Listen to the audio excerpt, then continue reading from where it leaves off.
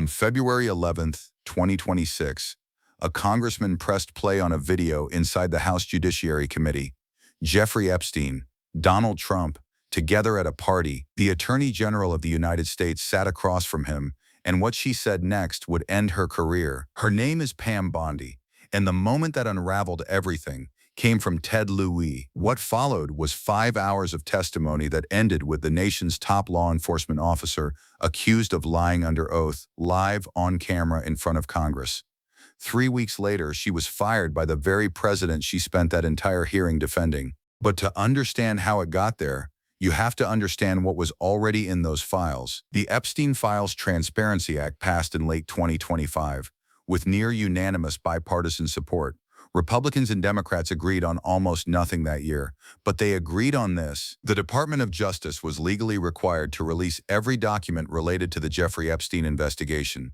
Millions of pages, hundreds of videos, years of classified material that had never seen daylight. So what did those files actually contain? Buried inside a 21-page internal DOJ slideshow were witness statements, not internet rumors, sworn statements from real witnesses, documented in the department's own internal case materials, and some of those statements involved Donald Trump directly. 2 separate witnesses, 2 separate accounts. One described being introduced to Trump by Epstein at a gathering. The other described something far more serious, an incident that no major television anchor read aloud on air. The DOJ had known about these witnesses for years. Why hadn't they acted? They had interviewed them, documented them, and according to records recovered after the hearing, at least one of those files had been quietly removed from the public database, not redacted, removed entirely. So when Pam Bondi sat down at that witness table on February 11th, she already knew what was in those files. The question was whether she would tell Congress the truth. Ted Lieu waited his turn. He had prepared carefully. He didn't open with a speech. He didn't argue. He simply pressed play. Epstein and Trump together at a party, and let the room watch in silence. Then he asked the question the hearing would be remembered for. Were there underage girls at any party that Donald Trump attended with Jeffrey Epstein? Bondi's expression shifted. She called the question ridiculous. She said clearly and firmly, on the record, there is no evidence that Donald Trump has committed a crime. Lieu didn't move. He told her a witness had given the FBI a sworn statement about Trump, that the statement was in the department's own 21-page internal slideshow, that she had seen it, and that what she just told Congress was not true. He accused her of lying under oath. And then the Attorney General of the United States looked at a sitting congressman and said, "Don't you ever accuse me of committing a crime?" The room went silent. But it didn't end there, because what happened in the next 30 minutes made everything worse. Representative Pramila Jayapal stood up. She didn't address Bondi, she addressed the Epstein survivors seated directly behind her in the hearing room. Women who had been assaulted. Women who had spent years trying to get one person in power to listen to them. Jayapal asked a simple question. Raise your hand if you tried to meet with the Department of Justice and were refused. Every hand went up, every single one. Jayapal then asked Bondi to turn around, to face those women, to apologize for what the Justice Department had put them through. Bondi refused. She said she wasn't going to get in the gutter for what she called theatrics.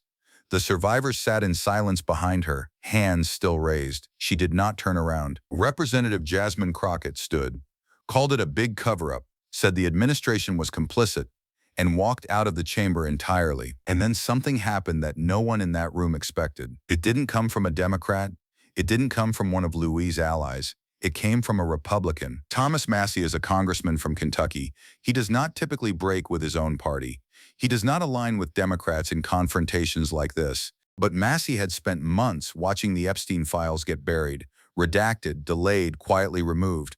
While asking questions no one in his own party wanted to answer, when his turn came, he pressed Bondi directly on the redactions, on the missing documents, on the witnesses who had been turned away, on the specific files removed from the public database. What did she say to the Republican pressing her? She called him a failed politician. She said he had Trump derangement syndrome. She asked whether he demanded the same transparency from the Biden administration. Massie rejected every word, and he kept going. Here was a Republican congressman in a Republican majority hearing confronting a Republican attorney general about a Republican president's documented connections to a convicted child sex trafficker. Her response was personal insults. That moment told you everything about what that hearing was really about. By the time the session ended, 5 hours after it began, the record showed something that could not be walked back. The Attorney General had stated under oath there was no evidence against the president. A 21-page internal government document produced by her own department said otherwise. Every survivor in that room had confirmed they were turned away by the DOJ. At least one related file had been removed from the public database without explanation. Within hours, Lieu and Goldman sent a formal letter to the Deputy Attorney General. They requested the immediate appointment of a special counsel to investigate Bondi for perjury.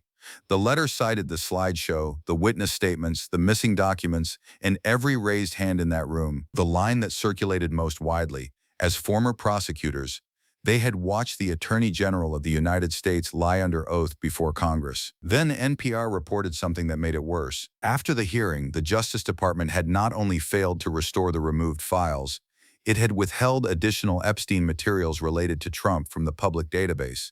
The documents were gone. No public explanation was offered by anyone. 3 weeks passed. The special counsel request went unanswered. The missing files were not restored. Then Donald Trump fired Pam Bondi. No press conference about the Epstein files, no acknowledgement of the hearing, no response to the perjury allegation.